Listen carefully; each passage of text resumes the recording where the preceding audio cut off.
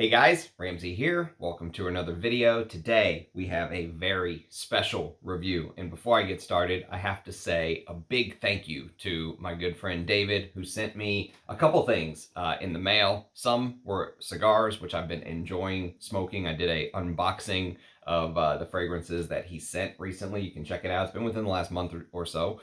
And he sent me a bunch of decants. And probably the most impressive, which I don't always do a fresh spray on video, but this is going to be a vintage Hall of Fame review. This is absolutely one of the greatest fragrances of the 80s, in my opinion, full stop, that nobody talks about. There are no YouTube reviews of this at all, zero. And that is a wrong that I am going to fix right here and now, because this deserves to be talked about. It deserves to be discussed. And quite frankly, for vintage enthusiasts, it deserves to be drooled over, because my God, man, this stuff is absolutely phenomenal. I got a chance to wear it to bed once, and I was like, I have to wear this as my scent of the day very soon and talk about it. And there's two areas in the perfume world that really kind of set my heart on fire now. One is the artisanal space. Originale Dore's new collection is dropping very soon. It's actually March the 9th right now. So today is the day. And the other part of the fragrance world that kind of sets my really just sets me off, just really gets me excited. Very little in the world of fragrances gets me excited anymore is the vintage world. And my fucking God, man, it is so good. And so today we're going to be talking about Ralph Lauren's Monogram from 1985. So probably the most precious of all of the gifts that he sent to me is this one right here. And look at the juice color. That is an indication of what this fragrance smells like. It is discontinued. There is a very sad story that kind of goes along with it, which we'll talk about during this review. I do not know who the perfumer is. If anyone knows, leave it in the comments, because there's no perfumer listed on Parfumo. There's no perfumer listed on Fragrantica when you pull this fragrance up. Fragrantica describes it as a woody fragrance. Parfumo calls it a woody, earthy fragrance. Obviously, woods and earthy notes are involved. But when you first apply this to me, it's going to add a big smile to your face. If you're a vintage lover and you love the fragrances that I love from the 80s, if you watched my Chanel Antaeus review and you were just nodding your head, going, yes, absolutely one of the greatest Hall of Fame fragrances of all time, Monogram is a must sniff. I got in trouble, well, not in trouble, because I don't really give a shit what people say, but maybe there is some truth to some of the folks who were giving me a hard time for saying this is a must buy. I guess technically nothing is a must buy. Everyone has to be man enough to make their own decisions on what they spend their money on. Man or woman enough, whatever you want to call it. But since we're dealing with the peak of masculinity as far as I'm concerned, I'm going to say be man enough to make your own decision on what you spend your money on, and don't blame somebody else. If you go out and buy something because someone told you it's a must buy, that's not the person who said it's fault. That's your fault. You have to be in control of your own destiny and your own finances. And that's what this fragrance sort of embodies for me. It smells like freedom. It smells like a time when men were men, which I miss. I'm only 38 years old, but I remember being a little kid and what America used to be like. And especially because this is Ralph Lauren, an American designer, this just brings me back. The texture of this fragrance. So the very first thing I'll talk about is not necessarily the smell, but the texture of the fragrance, the way that the fragrance feels on your skin and wears, and the way that it sort of smells in the air. The way others are going to pick this up is this amazingly deep, rich. Look at the deep purple color of the juice again. This amazingly deep, rich, masculine scent that has green notes in the opening. So when you first spray, this earthy, woody, green touches are going to come to your nose, and it's almost so deep and rich that it has a little bit of a cannabis-like feel, okay? So the cannabis note is something I never seen anyone else talk about.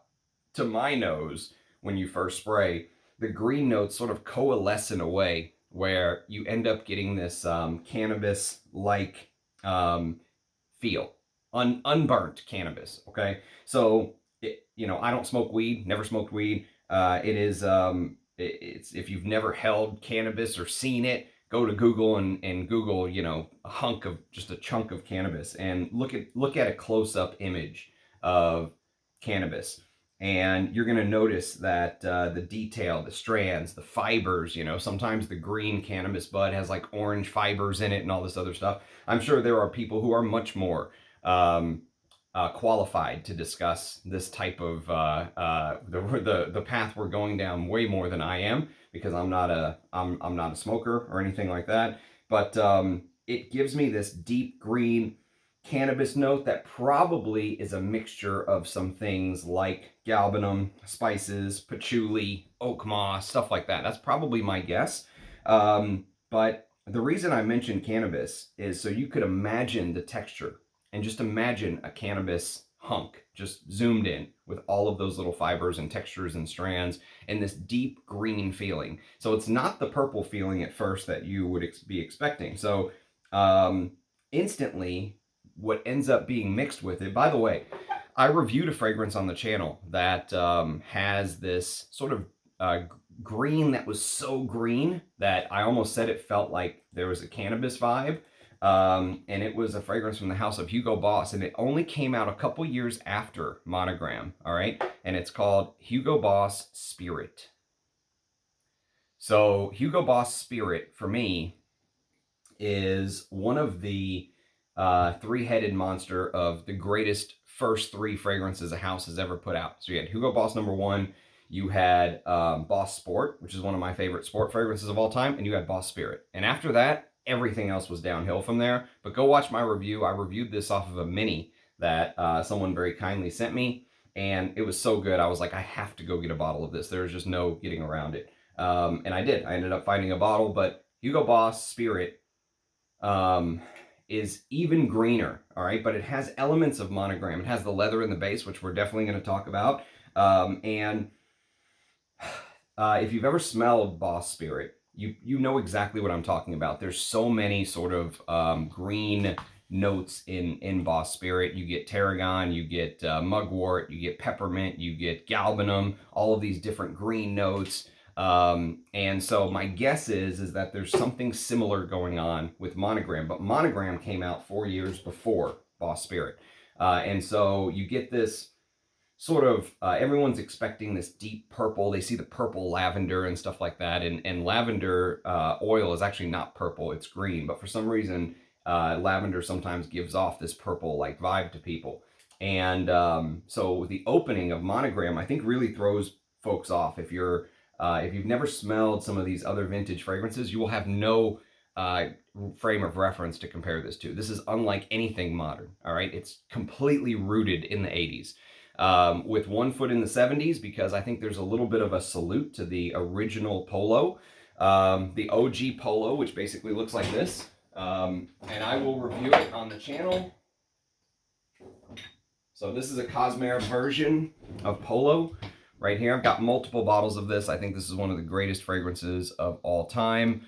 I also have a Warner version of Polo, which is absolutely fantastic. And in the early 90s, they tried to put out a fragrance called Polo Crest. And Polo Crest is almost like a modernized Polo, all right? So for someone who wanted to wear Polo, but they thought the OG Polo was too old school, Polo tried to put out this modernized type fragrance. And Monogram sits in the middle, all right?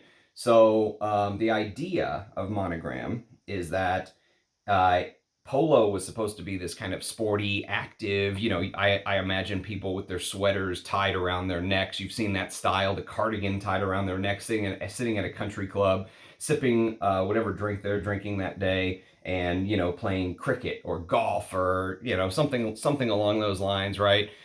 You've seen the Polo models from back in the day. That is the OG Polo to me. But this Monogram kind of said, okay, Polo is supposed to be like the sportier, more active, outdoorsy, upper echelon, rich bourgeoisie lifestyle, being at a country club, right?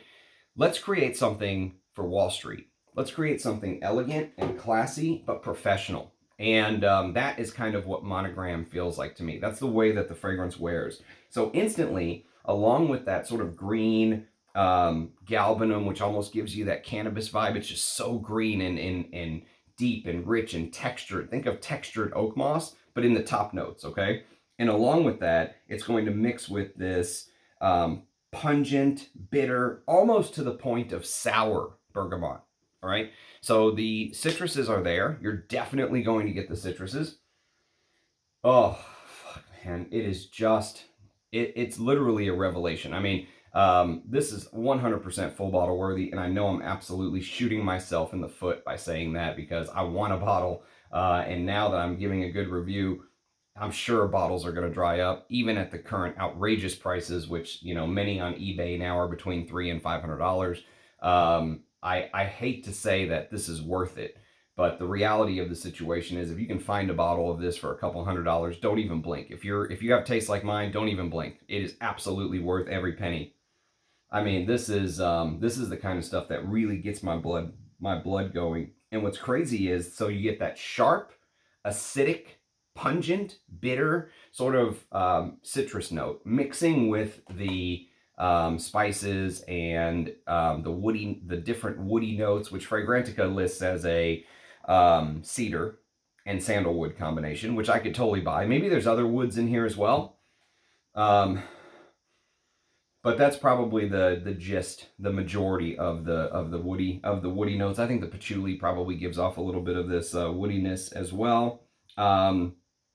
And what's crazy is along with all of this, there is absolutely zero sweetness in here, okay? So if sweetness even looked in Monogram's direction, I could just see sweetness just lowering its head in shame if they make eye contact. Monogram is absolutely a fragrance that speaks to my heart. It is 100% rooted in the past, my kind of perfume.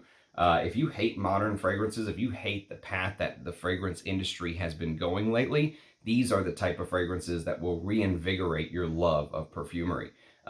This is really special stuff for me. So again, thank you, David, for sharing such amazing juice. And so just imagine, someone sent me a meme today, and it really clicked with Monogram for me because in the meme, it showed a man sitting at a McDonald's, and it said it was in 1988. He had a cut off like jean vest, right? No shirt underneath, chest hair popping out, all right? Big, curly, long hair, sitting with his Big Mac in front of him, smoking a cigarette. And it said something along the lines of, back when America was free. And you know what? No matter what you think about smoking inside, and I'm glad that I don't have to sit next to anyone smoking a cigarette anymore. I completely understand that. But on the other side of the coin, I also understand that taking freedoms away is a slippery slope. And once you take one freedom away, it's very easy to take other freedoms away. And that's the reason why you're either free or you're not free. There's no middle ground, right? This represents a free time. And I know you could probably go all the way back to much earlier in America's history and say, okay, this is the point in time when everything started to change, and it was long, long before the 1980s, right? But there was still this societal, this cultural shift, you know? I remember seeing interviews where Americans would say things like, well, I disagree with what my neighbor is saying, but we live in a free country and he or she has the right to express her opinions, right? And you never hear that anymore. Now it's all about, cancel if you don't agree with me, right? All of this, right? Because people can't hear an argument or think about somebody living a life that isn't exactly the way that they want to almost dictate to that person to live. And to those people, I say, fuck you, right? That's my take on it. And this fragrance just embodies that sort of mindset, that American freedom mindset to me. And what's crazy is Monogram just captures the soul of the 80s. While I'm wearing this, I'm just in shock at how good this fragrance is. I'm in shock of a couple things. I'm in shock of the fragrance, but I'm also sort of in shock that no one has talked about this on YouTube, that this is a YouTube exclusive video in 2024 is an absolute travesty. While you could pull up 10 million videos on Sauvage or Bleu de Chanel or all of this other crap, right? All of these Arabic clone houses that get video after video because they're paying for it, and you guys are like basically watching an advertisement and you don't even realize it. This is the antithesis of that. If you hate all of that like I do, this is the stuff that you should be pursuing, right? And when you think about the price of fragrances nowadays, you think about a high-end niche fragrance easily costs more than the couple $100 you can maybe secure a bottle of this for. I hate to say a couple $100 is fair, but in the environment we live in, unfortunately, that is the reality of the situation. This, when it was 30, I guess this was 30, 50 bucks, whatever it was, retail. I could just imagine. I could just imagine back then just absolutely loading up on these bottles if it was whenever it got discontinued. There's a sad story with how it got discontinued, which we're going to talk about. But what's crazy is I mentioned sweetness almost having to lower its eyes in shame if it looked at Monogram, right? There's amber in this, which you would think, okay, amber is traditionally sweet. It's not. It's not sweet here. It's just an ambery-like feel. This fragrance is all about textures, okay? And what's crazy is Monogram, what was interesting is when they first introduced Monogram, if you got an original bottle, you would actually be allowed to tell them that you wanted to monogram your initials in the bottle, and they would monogram your initials. So speaking of textured, you know, it would literally be engraved into the bottle where you could feel your initials on there, right? There were also sets that I saw that came with like a keychain and a money clip with the Ralph Lauren monogram on the front of it. Badass shit. Like I would totally love to have a money clip like that with the Monogram Ralph Lauren label on the front. I think that's absolutely sweet. And so this fragrance is all about textures, all about textures. And amber is one of the textures. But there's other textures in here. There's benzoin, not sweet at all. And you can feel the sticky-like texture, all right? But it's not sweet. So just imagine these contrasts that kind of come together in this fragrance. I've heard people say there is a soap note in Monogram. And it's crazy because that undoubtedly has to be the musk. And remember, this was only 4 years after Koros. So Koros was all about that animalic civet on one side of the coin and that clean, soapy musk on the other side of the coin. And it was this contrast of dirty and clean. And so this plays with a little bit of similar style contrast that I love from vintage perfumery. This touches on some of those themes, you know. There is something in here that's slightly smoky. I mentioned the guy smoking in the McDonald's, right? There's something in here that's slightly smoky, and yet there's something in here that is undoubtedly clean. I don't know if I would go so far as to say a soap note, but I would say that there is a clean style muskiness in here.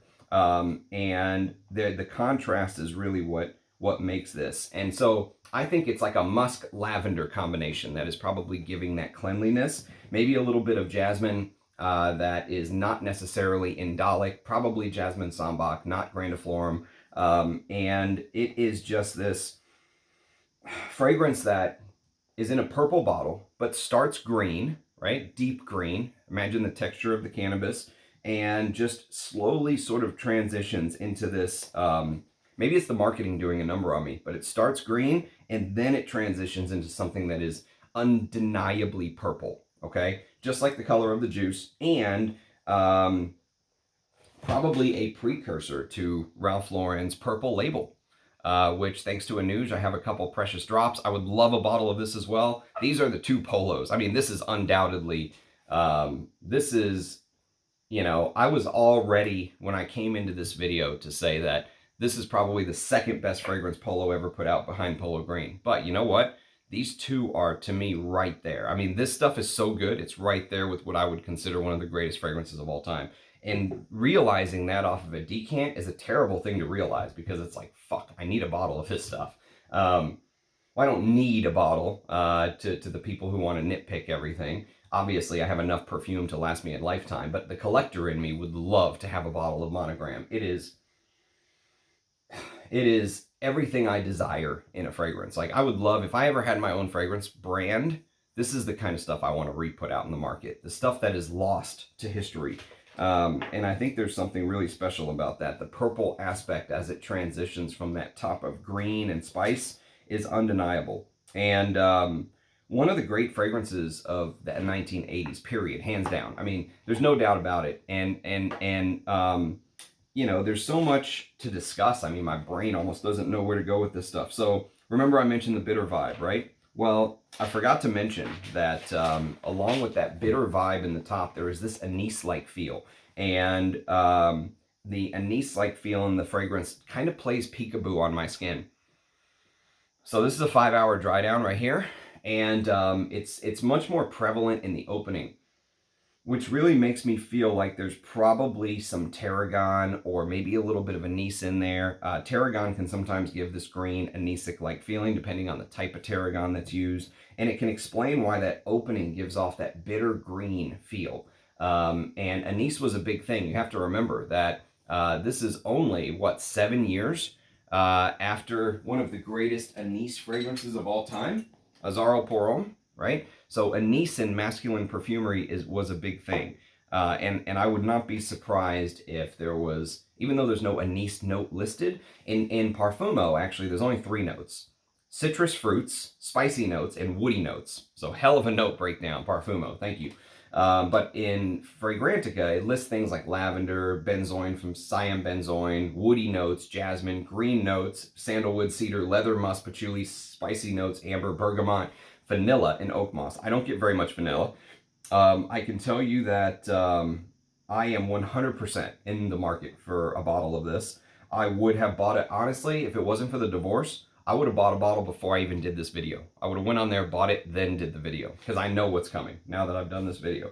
But it's just the way the smoky woods just kind of envelop with these textured mosses and dirty musks, and it blends with this leather. Fuck, it's so good. And you know, almost on the elegance level of leather, almost on the elegance level of one of my favorite leather fragrances of all time, Derby. It almost has a little bit of this elegant Derby. You know, I always say Derby is the scent of a CEO, right? C-suite, top floor, 100th floor, whatever it is, right? You're the boss. When you walk in, everyone shuts up. The boss is here. Everyone sit down, take your seats. That's how I've described Derby before, right? You can chat amongst yourselves until the boss gets here. When the boss gets here, everyone sit down, shut the fuck up, right? Monogram has a little bit of that to it. It has a little bit of that undeniable, you know, head of the household, head of the company, head of your industry, whatever it is, head of a country. It has this, this leadership quality, this elegance to it. Oh, it's so good. It is so, so good. And I would say if you're a vintage collector, this is an absolute hit. Like, if you have similar taste to me, this is a safe blind buy at whatever price you can find at a fair price. And I think it's also one of the great examples of oak moss in a fragrance. I would guess there's a huge slug of oak moss in here just because of the way, even as soon as it leaves the nozzle, you're hit with this insane texture, the way it wears on your skin, the depth. And if you have smelled lots of fragrances, if you've smelled hundreds or thousands of fragrances, and if you've smelled many of the modern fragrances, you will instantly pick up that this is what is missing. This is what is missing from modern perfumery. No matter how much they say, oh, we can make a new oak moss accord that doesn't, you know, have the bad chemicals or whatever. And, you know, in those IFRA tests, if you actually read the studies, rumor is that what they did is they put oak moss on people's skin, right? The sensitive parts on like their neck, the most sensitive part, and they covered it. Who the hell covers it? Like they covered it up with like a patch and then came back a couple days later and went, oh, there's a rash. Yep, oak moss is bad. But you know, that's not the way real world is done. You don't put a patch over your perfume. So all of this IFRA stuff with oak moss bothers me. I think it's full of shit. I think it's bullshit. I think it's a way for the for the houses to make more money, and I think that they're all in cahoots with each other. And just like other industries that may have been pushed on you over the last couple years that are in cahoots with the regulators, I think there's a lot of that going on in this world. And this stuff to me is just an absolute gem. It is, you know, it is the oak moss that we know. All right, as a vintage lover, this is the oak moss that we know. This is the stuff that we go crazy for. And when it's missing, you can feel it. It doesn't have the depth. This fragrance has a huge amount of depth. And modern perfumery struggles with that depth. So much modern perfumery is one-dimensional. And if it does change, it's not an impressive transition. The depth of this fragrance is what's really amazing to me. Now, let's talk a little bit about the discontinuation. Because apparently, the rumor is what ended up happening is that So this was designed to complement the original Polo Green. Like I said, Monogram was supposed to be the sophisticated and elegant version, while Polo Green was supposed to be like the sporty and active version, okay? So on its launch, you got that monogrammed gift in one way or another. The keychain, the money clip, they monogrammed your initials on the bottle. And in April of 1987, all the stores that held Monogram were contacted by Ralph Lauren and instructed to return their bottles to the company. All right. So this fragrance came out in 85. Not even 3 years after it came out, they were asked to return all of their stock. Not only is it being discontinued, but send me back all of your bottles. So there are some people who speculate that there is something wrong with the fragrance, that it literally was harmful. They discovered it and they pulled it off the shelf as soon as possible before they got sued. I don't believe that. I think that the fact that the stores were asked to send their bottles back to the company explains why this is so rare and why it's so little talked about, because usually old stock gets sold off. My guess is if Ralph Lauren wanted all the bottles returned to them, they probably destroyed them. And there was a similar thing that happened with this little bad boy, which is a gem and will get a Vintage Hall of Fame review from me. This is Jean-Marc Sinan's version Originale, one of my favorite lavender fragrances of all time. And this guy was competing with the big houses. He was competing with the Chanels and Dior's and all this stuff. And all of a sudden, one day, he decided, I'm not going to be that person anymore. And he bought all of his fragrances back, or recalled them, and he literally destroyed them. Literally destroyed what was left over. So the only bottles that survived are the ones that were purchased before kind of the purge, if you will. And that is what I'm guessing is reminiscent in a way to what happened to Monogram. You know, it's the reason why it's so rare. It's the reason why there's not a bunch of reviews on YouTube. This fragrance should be hailed. It should be discussed. It should be celebrated. It should be talked about in the same way Derby is talked about. It should be discussed in that level, right?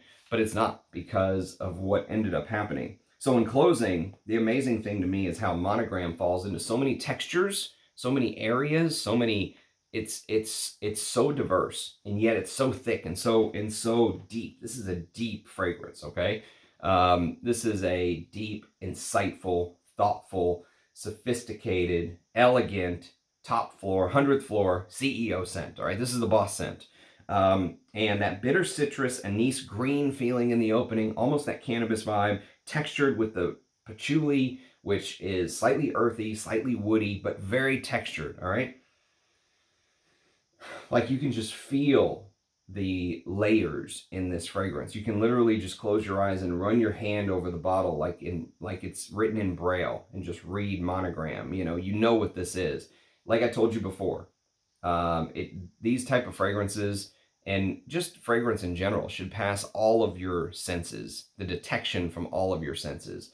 It should look right, it should sound right when you hear it, and it should definitely smell right. And you have to trust your own nose, what you love. And for me, this is what is missing from modern perfumery. This level of excitement. Could you imagine me doing a excited review of the new Penhaligon's release, or whatever the hell is coming out nowadays? I mean, absolutely not. So much of it nowadays is just wading through the bullshit, trying to find that one or two good release. And instead of, 50 or 100 releases a year, now there's 10,000 releases, because perfume costs them $2 to make, the juice costs them $5 or whatever it is, and they sell it for $300 in a Tom Ford private blend bottle for 50 mils or whatever it is, right? Just as an example, there was a example of the perfumer of Amber Absolute posting the ingredients and what they cost online. It was like $3 or something. And so obviously why these houses are so interested in keeping this going and making so much money, and the price increases are just, it's absolutely insane what's happening. But this brings me back to the good old days, and this brings me back to why my heart is with vintage perfume. And even if Ralph Lauren put this out again today, it wouldn't be the same. Would not be the same. I don't think they would, number one, use the same quality of ingredients. And number two, I don't think the market testers would allow them to put this out. They would want to please as many aspects of society as possible. So that amber, which I described as unsweet, bright, unsweet, is not here. You know, they would make it sweet. They would change it. They would screw it up is the gist of it. Just like when they do remakes of movies nowadays, they screw them up. And that's all they can do because, of course, God forbid having an original idea, right? So that is the greatness of going back into vintage perfumery. If you are a lover of the art of perfume, this is the type of scent that needs to be on your radar. So I can't say it any clearer than that. 30 minutes of me rambling about how great Monogram is should give you an idea of how much this scent touched me. I never would have been able to review it without the generosity of David. And so many people have sent me so much. All of these right here are decants sent from you guys that are waiting to be reviewed. So if you sent me something, please understand there are probably 1,000 fragrances in queue waiting to be discussed. And so have patience. I promise I will get to it at some point. But some fragrances just deserve to be bumped to the head of the line. Sometimes I just randomly grab something and discuss it. That's just the way I am. I love having the ability to sort of pivot and discuss things. And usually it's very calculated and drawn out. And, you know, I've got my list of what I want to review next and what I plan on wearing and stuff like that. But sometimes I just like having the random thrown in. And I love that about my channel. I love that I don't have to talk about whatever the newest things, because I'm not chasing clicks or views, or a couple $100 a month I make in ad revenue off of this channel is not keeping me afloat, I promise, right? This is done from a place of passion and love of perfumery, and I hope you guys can see that. I hope you can hear it in my voice. Like I said, I hope that it passes the bullshit detector. You should hear right, smell right, look right, taste right, you know, feel right with the texture, all of it. So that's the beauty of this hobby. Is I've loved fragrances for over a decade now, and I'm still coming across vintage perfume from the past that you know, without this decant, I never would have got a chance to smell Monogram because it's so rare and hard to come by, and all of these different factors. So again, thank you, David, for the very generous decant. I have loved wearing every single second of this today as my scent of the day. And if you guys have any experience with this rare gem, do let me know. Love to hear your comments and feedback. I will be reviewing Purple Label very soon, God willing. So there will be more Ralph Lauren reviews, and this bad boy is definitely getting a Vintage Hall of Fame review. So more Ralph Lauren / Polo reviews to come. Cheers, guys. Thanks for watching. Take care. See you next time. Bye-bye.